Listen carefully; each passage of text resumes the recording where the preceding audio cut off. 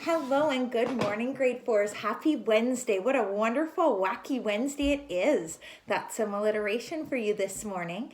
Today, it's very important that you look at what you should be doing on your calendar, on your learning calendar, making sure that you're getting everything done that you need to finish.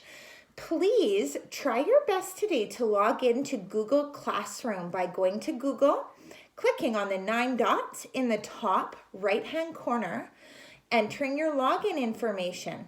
Instead of clicking Google Drive, find Google Classroom with a big green chalkboard.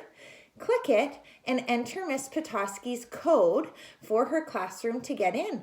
I'd like you to see if you can see the document reflective paragraph. And try to type it today if you can. That would be wonderful. The code is on the email that I sent to your parents last night about Google Classroom. We're going to be using more Google Classroom starting next week, so I'd like you to try to get familiar with it today and tomorrow if you can. I'm going to be reading chapter 8 today of A Stranger at Home, and we are almost getting to the end of the book. I'd like to thank those people who posted a video about the conflict that Margaret had with the doll. You were correct when you said that the doll gave her happiness and negative feelings about being at the residential school, so thank you for sharing your ideas. Here we are on chapter 8.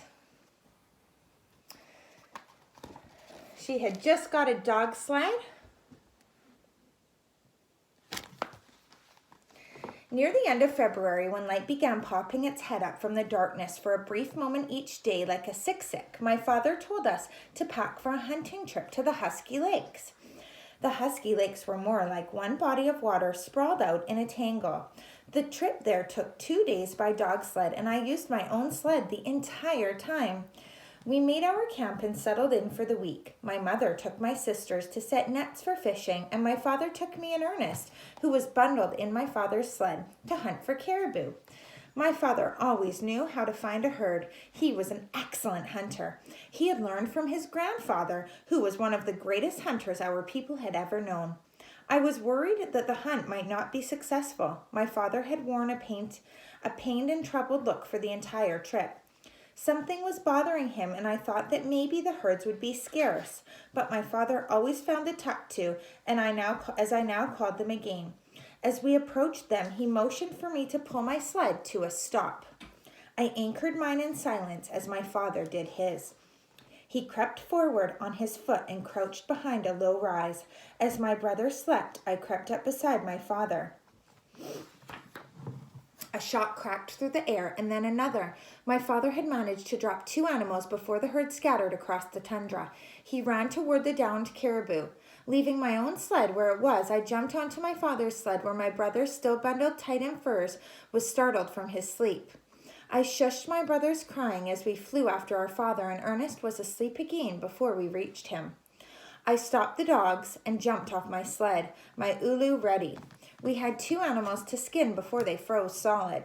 I had seen my father skin animals many times when I was a young girl, and I had listened intently when the elder woman talked of the best way to do so. I was sure I knew exactly how it should be, and I was right. I made no holes in the hide. My mother would be impressed. "You have done well, Uliman. You are a strong child," my father said. His words floated around inside me. I had made him proud.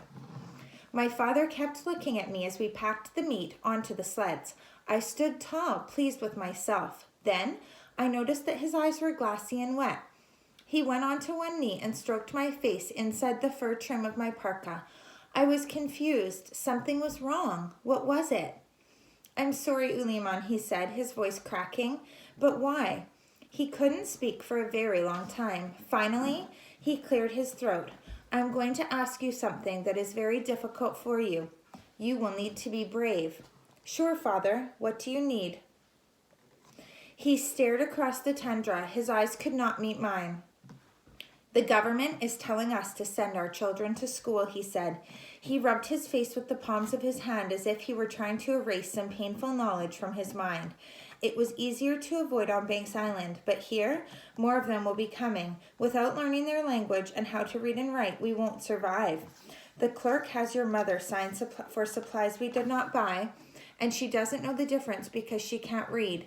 But I can read and write, I assured him. I can help Mother. My father closed his eyes and hung his head for a moment.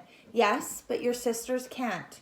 A tremor quaked all through his body. He shook so hard I thought every bone in his body might break. My eyelashes became sticky with ice. I understood.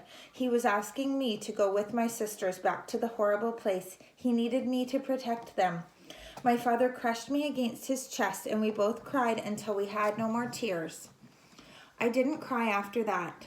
The Immaculata would not arrive until late June, but I needed to start preparing myself to go back. I had to teach myself how not to cry anymore. My sisters were excited when they heard that they would be going to school like their big sister. They saw it as a sign of maturity, but I knew it would be better for them to be frozen forever as they were now than to grow up in a place like that.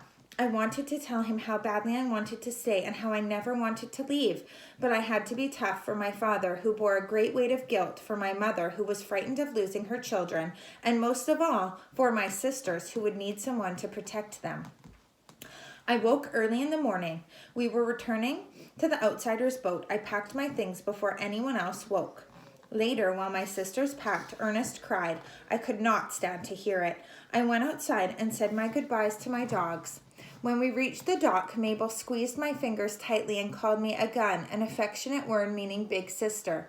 She and Elizabeth had not called me that since I had first left for school 3 years earlier. I could feel her shaking. Elizabeth ran ahead of us in the gangway onto the Immaculata. She was excited to go to Aklavik. I had once been that excited to go to school. My father hugged me tightly and my mother kissed me. Ernest started to cry. Just before Mabel and I reached the gangway, my mother pressed a slip of paper into my hand. Read it later, she whispered.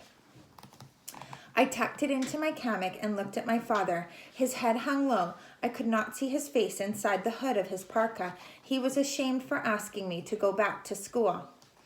Both of my sisters wore short bob haircuts. My mother had cut their hair at home to spare them the humiliation of having it done at school. I was now old enough to keep my hair long and had been spared. My stomach felt tight. All of me felt tight. The girl who had taunted me months before tripped as she stepped onto the plank. I gave her my hand, helping her up from the mucky shore. She managed a slight smile and turned to make her way up the gangway. As the boat left the dock, I was the only child who did not cry. Even Elizabeth burst into tears when the boat started moving. The excitement ran off her face and fell on the deck along with her tears. All of the children stared at their parents, waving and calling to them. I scanned the crowd for Agnes, but saw no sign. She had taken off to hide again. I wished that my sisters and I could have joined her, but they were too eager to learn to read, as I had once been, and there was no convincing them that we would be better off to disappear for a while. I was happy that Agnes had once again gotten away, but I was sorry that I did not get the chance to say goodbye to her.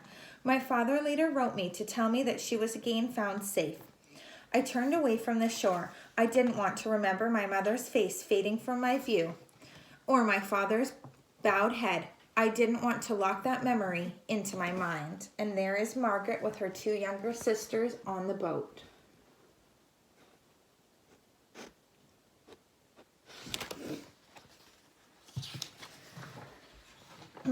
I'm going to stop there and we will finish chapter 8 tomorrow. I hope that you have a good day. Please check Google Docs. Make sure that your classroom is working and set up today.